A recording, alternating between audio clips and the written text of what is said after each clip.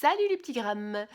Ravie de vous retrouver aujourd'hui pour une vidéo pour vous parler de mon premier roman auto-édité qui s'appelle Jonathan et le maître des portes, tome 1, Petite Terre. Hop, alors ça brille un peu. Ouh, voilà. Magnifique couverture réalisée par Amandine Peter, que je remercie grandement. Alors, ça raconte quoi? C'est un fantasy jeunesse, d'abord, qui se passe à Belle-Île-en-Mer. Ça raconte l'histoire de Jonathan qui emménage à Belle-Île-en-Mer avec ses parents. Son père est auteur et sa mère est prof de français. Demandez-vous bien où j'ai pu chercher tout ça. Et il débarque dans le presbytère de Palais. Vous savez, là, celui qui est coincé entre l'école primaire et la cour de récré des petits en maternelle. Bref, c'est beaucoup trop grand pour eux, hein, mais bon, voilà, ils n'avaient pas trop le choix. Certains savent comment c'est le logement à Belle-Île, c'est un peu compliqué, hein. Donc ils aménagent là, les parents et leur fils, Jonathan. C'est une grande demeure. Le père d'ailleurs s'amuse à l'appeler leur manoir. Au premier étage, il y a les pièces de vie. Au rez-de-chaussée, pardon, il y a les pièces de vie. Au premier étage, c'est l'étage de Jonathan. Et au dernier étage et deuxième étage, c'est celui des parents. Pourquoi est-ce que c'est important? Puisque une nuit, Jonathan est réveillé par une envie de faire pipi. Et oui, même les héros ont envie de faire pipi.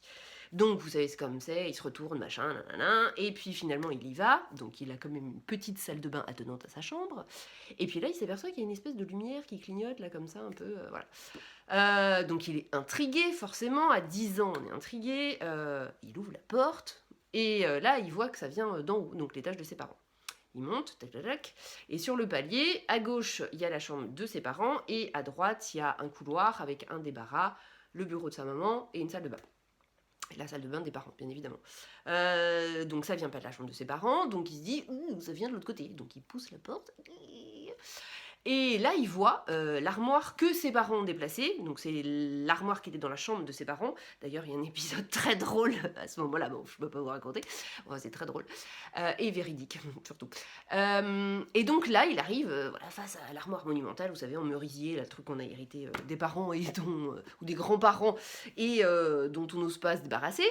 Et là, il ouvre voilà, la porte de cette armoire-là et il tombe sur un petit bonhomme là, comme ça, enfin un petit peu plus grand quand même, à mi-chemin entre Yoda et le père Fouras là. Donc les cheveux longs, blancs, les oreilles comme ça, des grands yeux bleus, voilà. Une voix jeune, bizarrement par rapport à son physique.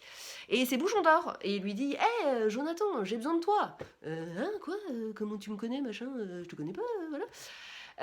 Et il lui dit Petite Terre a besoin de toi, donc faut que tu viennes. Mais oh là là, je suis vachement fatiguée, donc je reviendrai la prochaine fois, faut que tu sois prêt. Pouf, il ferme la porte. Et là, Jonathan, il rouvre la porte. Oh il est disparu. Et il referme la porte. Voilà. Donc ça, c'est son premier contact avec le monde magique. Irréel, parallèle à son monde. Toujours est-il que la seconde fois, effectivement, alors ça se passe pas du tout pareil. Alors là, c'est le bazar.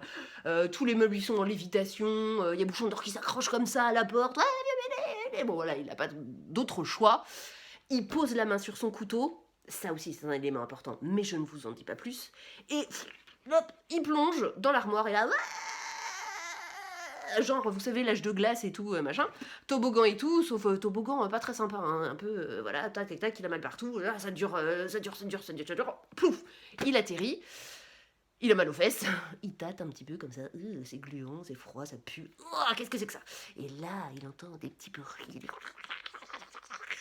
des yeux comme ça dans l'obscurité, et je vous dis pas la suite. Voilà, donc c'est sa première venue dans le monde de Petite Terre. Pour vous donner encore envie de lire ce beau roman avec cette belle couverture. Hop, ça brille. Ah, c'est moche, ça brille. Voilà. Je vous lis le résumé en 4e de couverture, voilà, avec il y a ma petite photo là aussi. Et puis là, il y a des petites chaussures moi aussi. Là, voilà. Bonjour, je m'appelle Jonathan Sebo et j'ai 10 ans. Cet été, j'ai emménagé avec mes parents dans le presbytère de Palais à Belle-Île-en-Mer. Fils unique et passionné par les minéraux, j'adore que mon père me raconte des histoires avant d'aller dormir. Cependant, plusieurs événements étranges vont mettre mon courage à rude épreuve. Je n'hésite pourtant pas une seconde à accepter l'aide recherchée par Bouchon d'Or, le maître des portes. Ah oui, bah oui, il y a le lien avec, je vous l'avais pas dit. Aspiré par l'armoire de la chambre parentale, je vais atterrir dans un monde parallèle au mien, gouverné par l'ignoble Bec.